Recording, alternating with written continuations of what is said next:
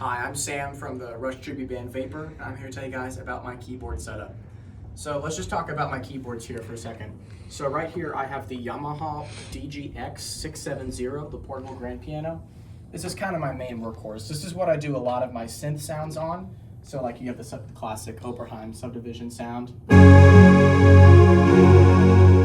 that. This is fantastic. The only thing that a problem with this is that it doesn't have a great synthesis. So all these pads take a long time to make, and they're kind of complicated, and they don't have very user-friendly controls. Other than that, I love this thing. It's super big. I can do a lot of things with this.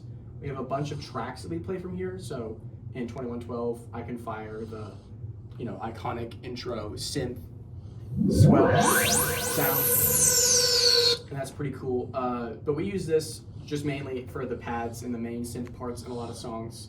Up here I have my Behringer Poly D. This is what I use for all the mini Moog parts that Geddy would play. It's not currently hooked up right now, so I can't show you what it sounds like, but it sounds like your classic analog synthesizer.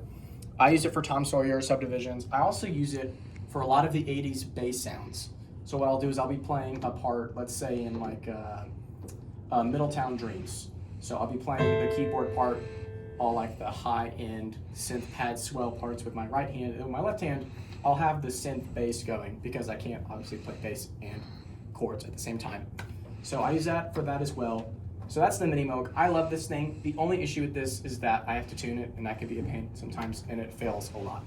But I love this thing. I love how it sounds, and it's definitely a Rush staple if you want to do Rush live. Over here I have my MIDI controller. I don't really use this. I don't play it a whole lot. I use this for my MIDI pedal board to fire all kinds of like pads and string sounds. We're playing like Limelight, Free Will.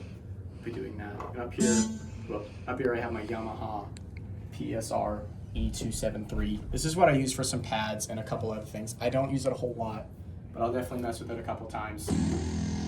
We record some Tom Sawyer stuff on this one. This one's fun. This is my first synthesizer. I'm not a huge fan of it. I don't like playing it. And over here I have my Mojo pedals. My Cromar Mojo pedals. These are what I use for my MIDI pedal board. So all of the string sounds that you hear in all these songs, like Free Will and Limelight, this is what I use to fire those. And right here, this is a really cool thing. So this is the Cromar switchable MIDI through box. So what I can do is I can switch what keyboard I'm playing with these pedals. So on channel 1, I have the MIDI controller for all my pads. On channel 2, I have the Mini Moog, which is where I get all those classic analog sounds from like Permanent Waves and Moving Pictures that I play with the stuff that we're playing. And on MIDI 3, which is channel 3, we connect to Ethan's sample pad. And what we do there is I send him all these advanced keyboard samples and sounds that we fire. So think of songs like The Spirit of Radio, like the marimba and Glockenspiel part and the Invisible Airwaves part. So what we can do is we can fire it with one of these keys that we assign, and I can fire those samples with it, and it's just super easy. I don't have to play anything.